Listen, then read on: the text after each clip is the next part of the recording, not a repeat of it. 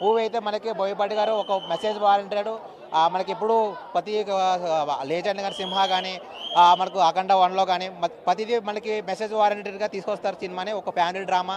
అఖండ 2లో మాత్రం మనకి శివతాండం బాగా చూపించారు. శివుడిని బాగా అంటే సనాతన ధర్మం గురించి బాగా రివీల్ చేశారు. బాగా ప్రతి పాయింట్ కూడా తీసుకెళ్ళడం బాగా రివీల్ చేస్తారు జరగడం జరిగింది. మూవీ అయితే చాలా పీక్స్ లెవెల్స్. మీకు సెకండ్ హాఫ్ అయితే కోత మొత్తం శివతాండమే మొత్తం నరుక్కుంటూ పోతుంది త్రిశూలంతో. సినిమా అయితే పీక్స్ లెవెల్ ఉంది.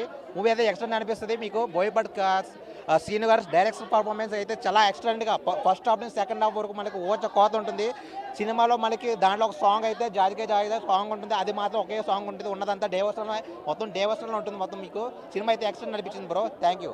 మన సనాతన ధర్మం గురించి ఎంత చక్కగా చూపించారు భయ్య. సినిమా అంటే ఇది భయ్య, ఇలాంటి సినిమా తీయాలా. ఎందుకంటే దీంట్లో మంచి ఉంది. దేవుడు అన్నట్టు ప్రతి ఒక్క ట్రోలింగ్ సరి చేస్తారు. అరే సినిమాకి రండిరా కానీ మన బాలేబాబు గారిని బాలేబాబుగా చూడలే, ఒక శివునిగా చూపించారు. ప్రతి సీన్ ఒక ఊచ కోత భయ్య. అసలు ఇంటర్వ్యూ అన్న చొక్కా ఇప్పేసాడా అంటే అంత నచ్చింది. అంత శివ అంటే ఆ ట్రాన్స్లో వెళ్ళిపోయినా భయ్య. శివ తాండవం బాలేబాబు తాండవం ట్రాన్స్లో వెళ్ళిపోయినా అంటే అన్న ఓజీ గీజీ ఏది పనికిరాదన్న. జై శివయ్య, హర హర మహాదేవ, శంభో శంకర.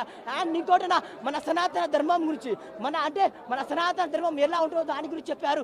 అండ్ పాపాలు ఎక్కువైతే శివుడు వస్తాడు.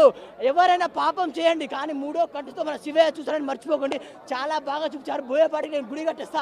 ఒకటే బోయపాటి ఇస్ బ్యాక్. ఫ్లాప్ అంటే బట్టలు ఉరికించి కొడతా. ఎందుకంటే ఇలాంటి దేశభక్తి సినిమా చూడండి రా.